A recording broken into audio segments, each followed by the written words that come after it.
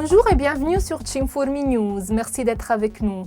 Le ministère de l'Intérieur a défini la procédure informatique qui permettra à partir du 9 décembre 2010 de gérer les demandes pour la participation au test de connaissance de l'italien. Les étrangers qui entendent demander le permis de séjour CO pour résidents de longue durée devront passer cet examen.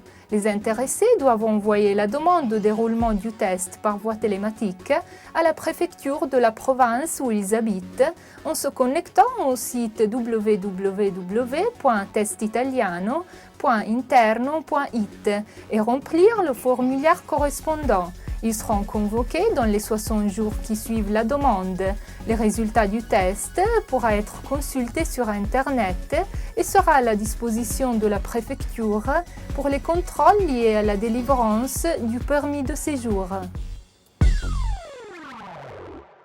La Fédération des organisations islamiques en Europe condamne la série d'attentats sanglants perpétrés récemment en Irak contre les fidèles chrétiens et musulmans. Il est clair, peut-on lire dans une note, que les attaques répétées aux lieux de culte en Irak ne sont qu'un autre exemple du mépris pour la vie humaine et une tentative de terroriser les innocents. La Fédération des organisations islamiques en Europe espère pour le peuple irakien qu'il sera possible de mettre fin très vite au cycle de meurtres et de destruction qu'il a subi pendant de nombreuses années et qui n'a malheureusement pas épargné les mosquées, les églises, les marchés ni les structures civiles.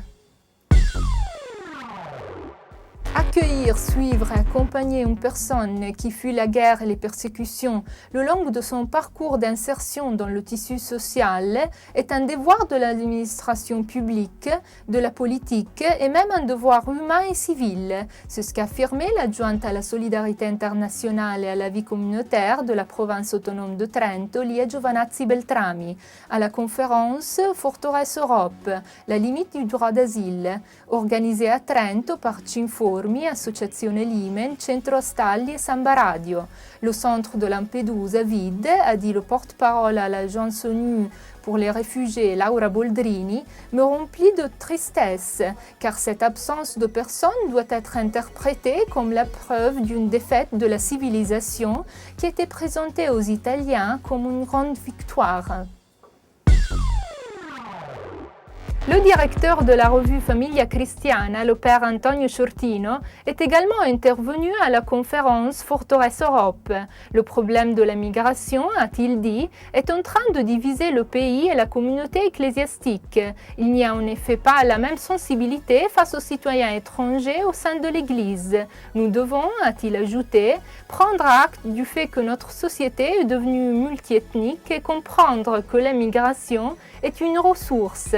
Il est important de travailler en vue d'une rencontre entre les communautés, affirmait le père Shortino, et ne pas créer de normes qui rendent la vie difficile aux étrangers en Italie.